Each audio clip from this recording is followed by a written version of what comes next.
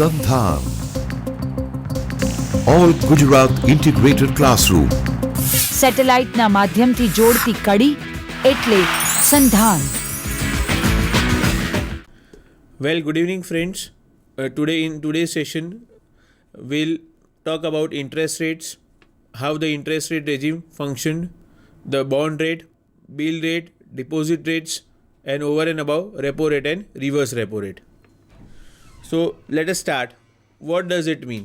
So પહેલા હું તમને શું કહીશ મિત્રો, I'll start with the meaning of interest rate, thereafter various rates of interest prevalent in India. So when I'm talking of various interest rates, they are nothing but bank rate, prime lending rate, repo rate, reverse repo rate, call rate, bond rate, deposit rates, lending rates as well as bill rates. Now let us understand the meaning of the rate of interest first. Interest is nothing but the price paid for the borrowed funds. It is expressed as a rate % per unit of the time, that is year or a month. When interest is expressed in this manner, it is called rate of interest.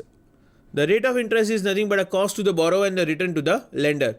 મિત્રો આપણે whenever we take a loan, whenever we approach a financial institution or a bank, we take loan. So in such particular case, they charge certain amount for lending the loan.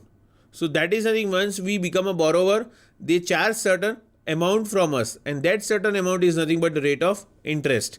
As well as the thing is that it is an income for a bank but expense for the borrower. Therefore, it is said that it is nothing but return to the lender as well as cost to the borrower.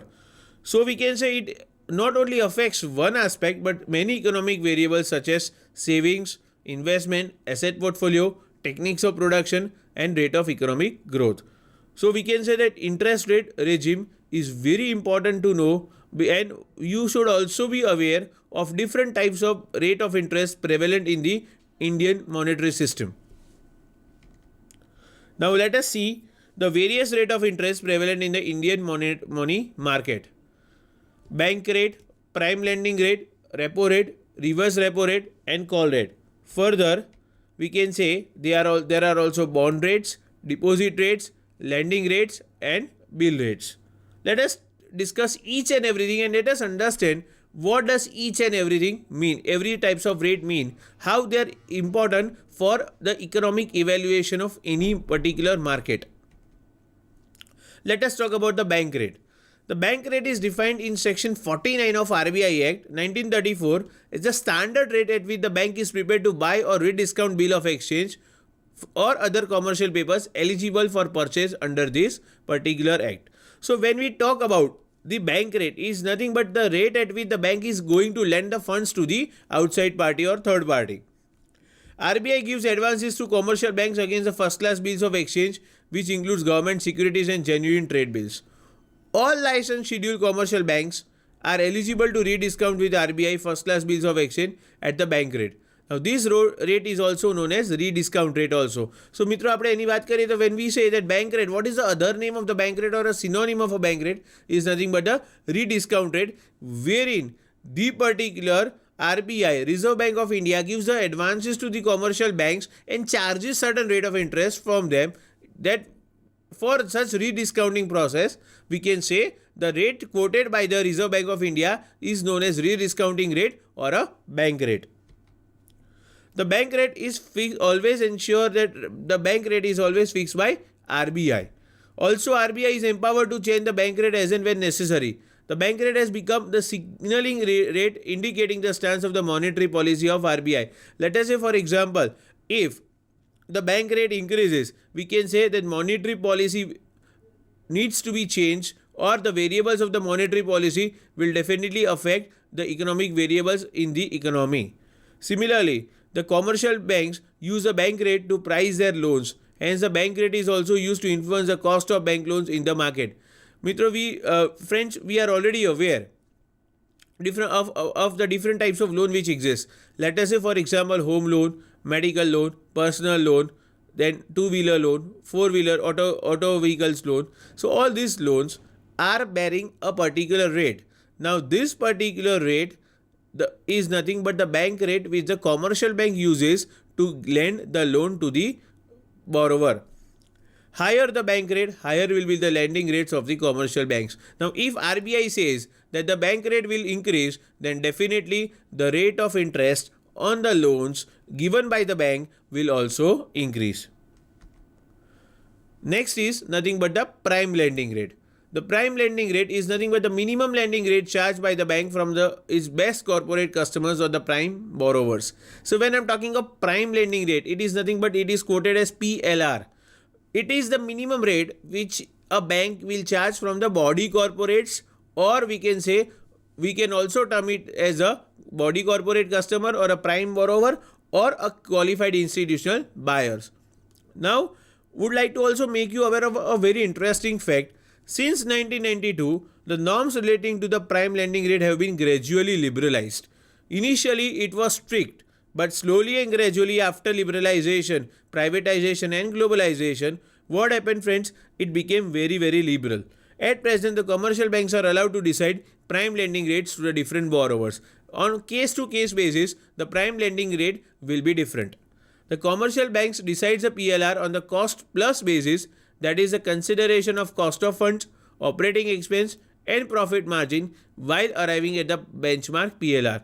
So when I'm talking of a prime lending rate, let us say for example if a bank lends the money to the prime borrowers or the customers, in such particular case what will happen? The particular bank will quote a rate which will include the cost plus operating expenses as well as profit margin. So all these three together will make a rate which is known as prime lending rate. The minimum PLR has gradually come down from percent in 1992 to 12% in 2007.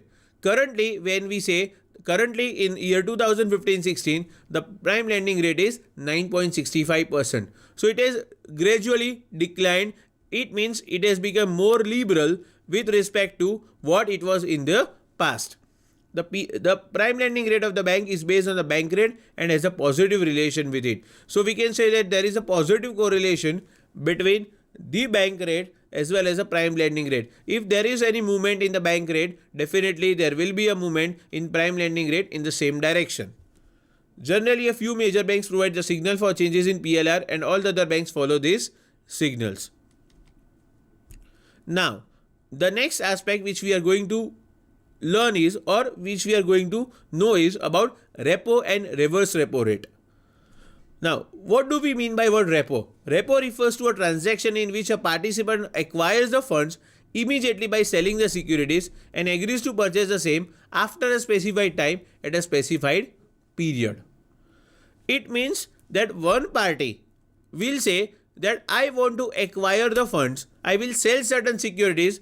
Let us say for example the government securities will be sold and a particular fund will be acquired at a particular rate with that particular promise that in future date the same particular fund will be purchased, the same government securities will be purchased by that particular individual or a body corporate.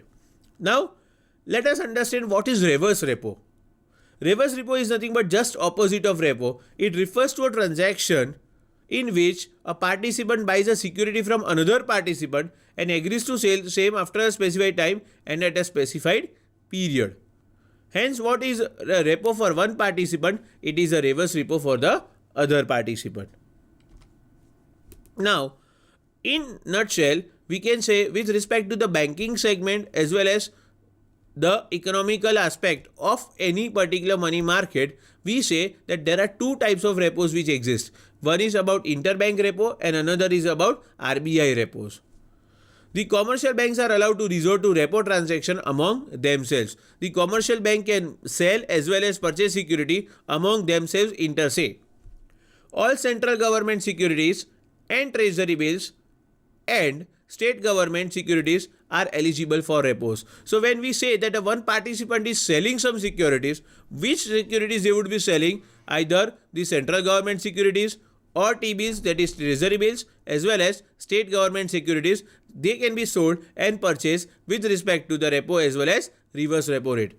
RBI also undertakes repos and reverse repo operation with primary dealers and scheduled commercial banks as a part of its open market operation. Now, Friends, what is open market operation? It is nothing but one of the variable of the monetary policy. With respect to those, the RBI also charges the particular rate while selling the security as well as purchasing the government security from the commercial banks. Now, in such particular case, the repo rate as well as reverse repo rate mechanisms come into the context. The RBI lends to and borrows money from the banks through this operation, and thereby it tries to even out the liquidity changes in the market. So if there is any liquidity issue, then RBI definitely tends to lower down, either increase or decrease the repo rate or reverse repo rate, and finally gives a solution to the problems of the liquidity issues in any economy.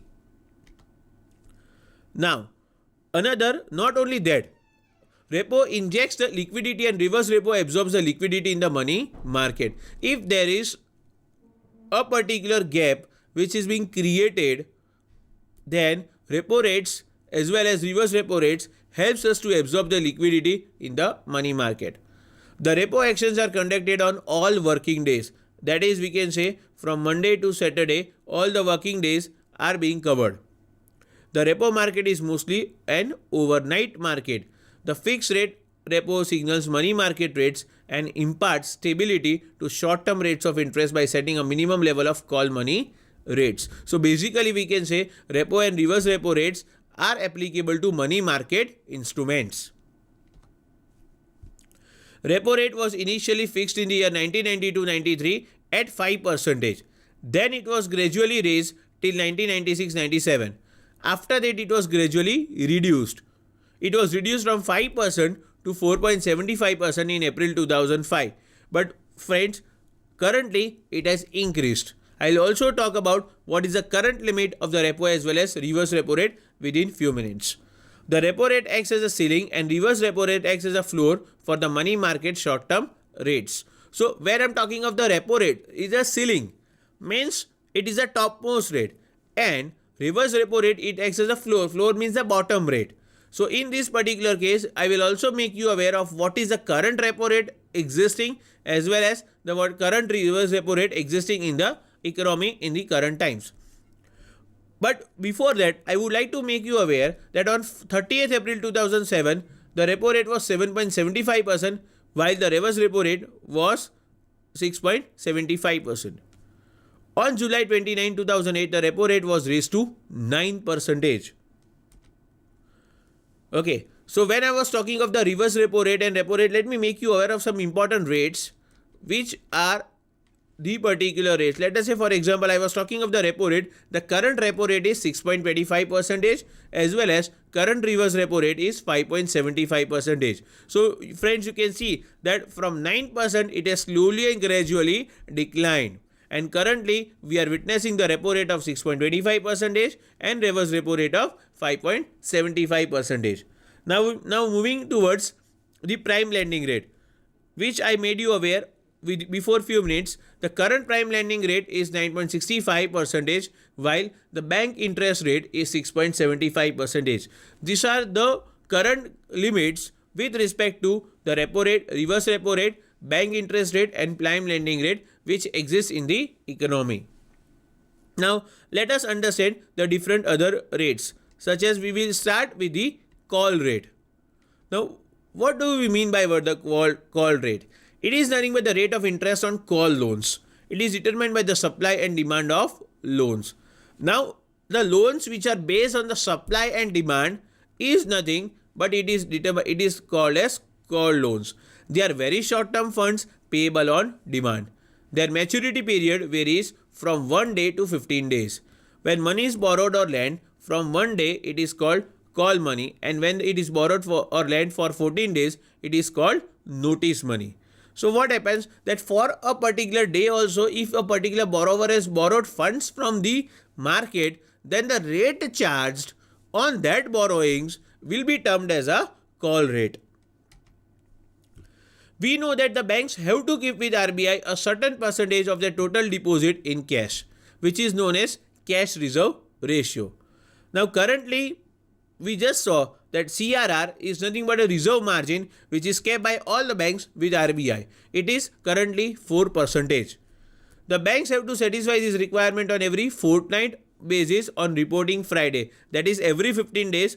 After once the 15 days passes, every Friday it needs to be reported.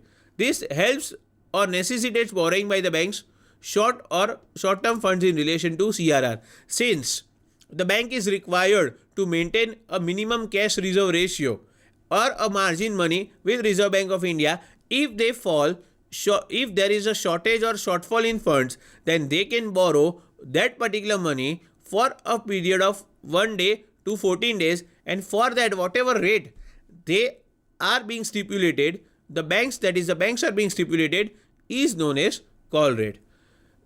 The banks receive the call loans from, or we can say they receive the call loans from the banks holding the surplus funds in relation to the cash reserve ratio.